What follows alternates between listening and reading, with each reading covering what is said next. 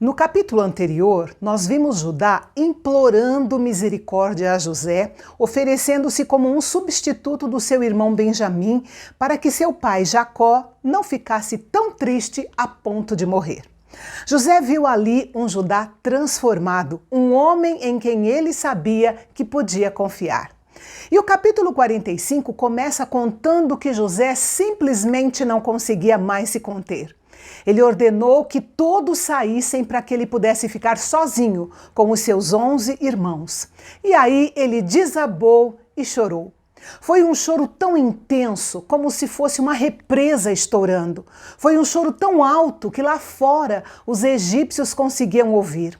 O que ele sentiu até certo ponto nós podemos imaginar e até nos identificar. Essas eram lágrimas de uma dor profunda que finalmente estavam sendo liberadas. Eram lágrimas de alívio de uma provação que chegava ao fim depois de tantos e tantos anos. Eram lágrimas de gratidão pelo reencontro com a sua família. E então ele gritou: "Eu sou José!" Aquela frase soou como um estrondo de trovão nos ouvidos dos seus irmãos e encheu os seus corações de terror. Mas José não queria que eles ficassem tristes ou irados consigo mesmos. Ele já havia superado a tristeza e a raiva e ele queria que os seus irmãos também superassem. Ele conseguiu enxergar que o propósito de Deus em toda a sua história era maior do que o mal que os seus irmãos haviam feito a ele. E aí surge a pergunta: afinal, por que José foi parar no Egito? Por causa do pecado dos seus irmãos ou por causa do plano de Deus? A resposta é as duas coisas. Todas as tristezas de José tiveram um propósito e Deus usou todo aquele contexto para preservar sua família e fornecer condições para que ela se tornasse uma nação, que era o plano de Deus. José percebeu que não eram os homens bons, nem os homens maus, nem as circunstâncias ou o destino que governavam sua vida, mas sim Deus. Ele é quem governava a sua vida. Deus estava no controle. E porque Deus estava no controle, todas as coisas funcionaram juntas para o seu bem e de todos à sua volta. Nada do que havia acontecido em sua vida tinha sido uma perda. Nós entendemos que se a família de Jacó não tivesse ido para o Egito, eles acabariam se misturando com as tribos pagãs de Canaã e deixariam de se tornar um povo especial. Deus então os colocou em um lugar onde eles pudessem crescer, mas também permanecer como uma nação diferente das demais nações. Continuando então, o coração de José estava cheio de alegria e expectativas, porque sabia que o que ele mais desejava agora estava muito perto de acontecer. Ele logo estaria abraçando o seu amado pai Jacó. Então ele disse aos seus irmãos que voltassem para Canaã, arrumassem seus pertences e voltassem para o Egito, trazendo seu pai, para que eles pudessem ser protegidos da fome.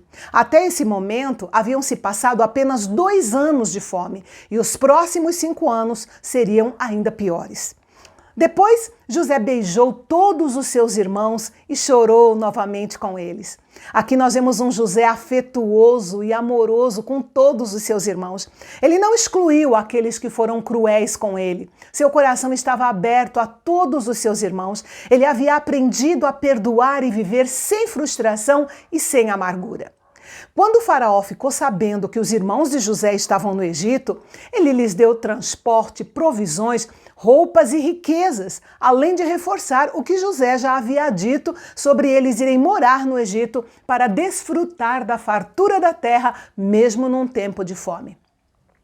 Faraó deu tudo de melhor para os filhos de Jacó por amor a José.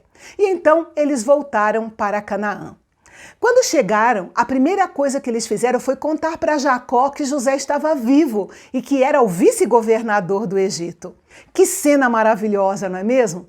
Jacó foi incapaz de acreditar no que ele estava ouvindo, de tanta alegria que ele tinha no seu coração naquele momento.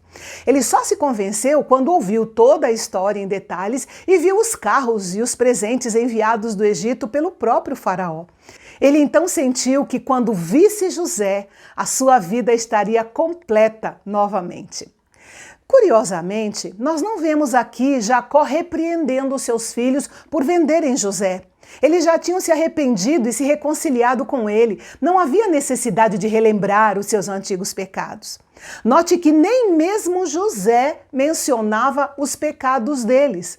Os egípcios provavelmente nunca ficaram sabendo do crime que eles cometeram. Essa é uma excelente lição que Jacó deixa para nós e que nos faz lembrar as palavras de Pedro. Sobretudo, amem-se sinceramente uns aos outros, porque o amor perdoa muitíssimos pecados. Outra curiosidade é o registro do nome de Jacó no versículo 25 e o registro do nome de Israel no versículo 28. No momento em que a sua fé foi renovada, ele percebeu que verdadeiramente ele era abençoado por ser um príncipe de Deus. E amanhã nós vamos aprender mais lições preciosas com o emocionante reencontro de Jacó com o seu amado filho José. Até lá!